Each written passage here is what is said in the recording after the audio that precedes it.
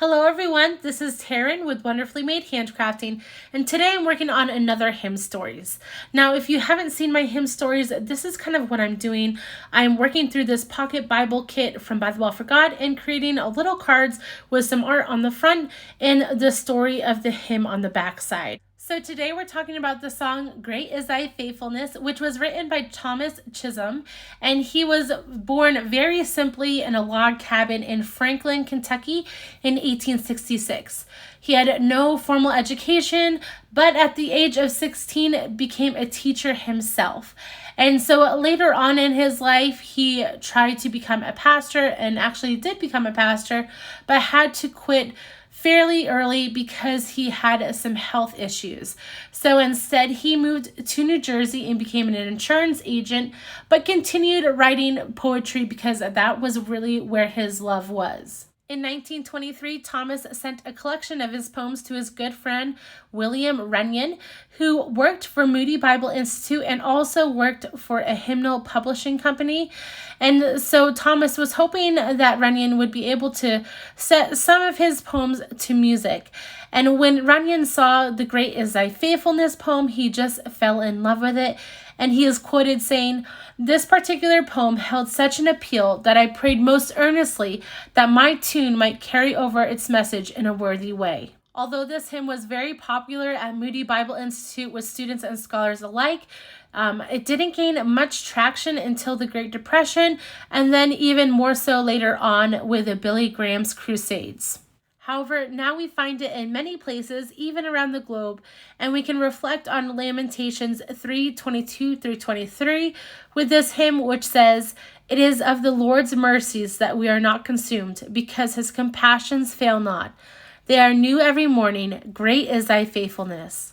So for this card, I ended up writing as many of the lyrics as possible in the background on my typewriter, and then I covered a layer of gesso on top of that with also some frayed burlap distress oxide around the edges to age it some.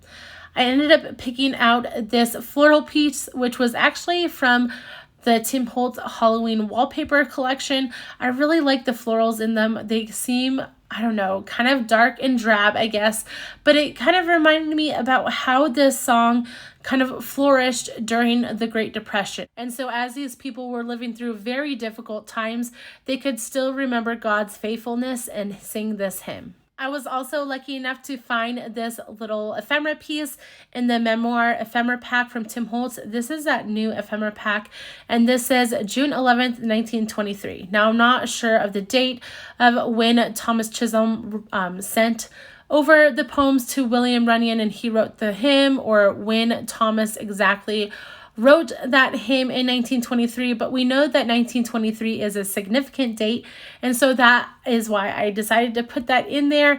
I just thought it was a neat little touch. And you know me, I can't go anywhere lately without this Foundry Wax, and so I decided to put it around that date, but then it seemed a little off without adding some more, and so I decided to put it around the whole card. Now, I was sitting here thinking that this card seemed a little empty, so I decided to grab this new ribbon I got from Hobby Lobby. It is a polyester ribbon and pretty satiny, and I don't know, I just like the frayed edge and everything. It is similar in the color scheme to the velvet ribbon that they have that I love. That is also frayed. And so I decided to pick a bunch of these up the other day while I was over there, and I'm so glad I did. I like how thin they are, but they also have, you know, that fun silky texture. And so now I'm just trying to create a bow. Originally, I was going to put it in the upper left-hand corner to kind of fill in that area, but then it seemed a little odd up there by itself. And so I decided to put it around the stems of the floral piece, kind of like it was holding together a bouquet. Hopefully you can kind of see how I create these little tiny bows. I end up making a little section, cutting a little section off so I can wrap that around the center. The two little bows are just two loops, and you know, it's very simple, but it makes a cute little bow, and by adding some glue I can get things in the perfect placement that I want. So that is how I do that. I am cutting off a little bit of that trim or the frayed edge, just to, you know, make it not so floofy down there, and you can tell that it's a bow since it's so tiny.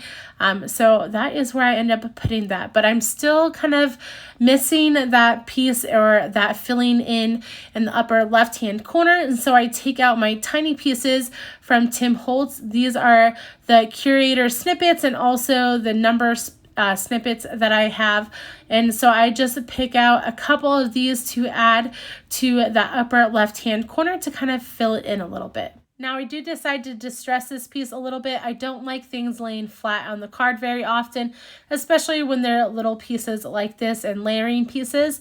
So that is why I distress it with my scissors and then take some frayed burlap around the edges to it. I also go back in because once I lay this piece down, it still doesn't seem filled in as much as I want it to. I still want to see the words and the lyrics to the song, but I just need some more filling in up there. And so instead I grab some blue pieces from the Currator snippets and I'm going to add that to the top, but I'm going to connect them first with a tiny attacher and then glue them together. And after that, this card will be done. If you've enjoyed this video, please like and subscribe to my channel. You can also follow me over on Instagram at Wonderfully Made Handcrafting.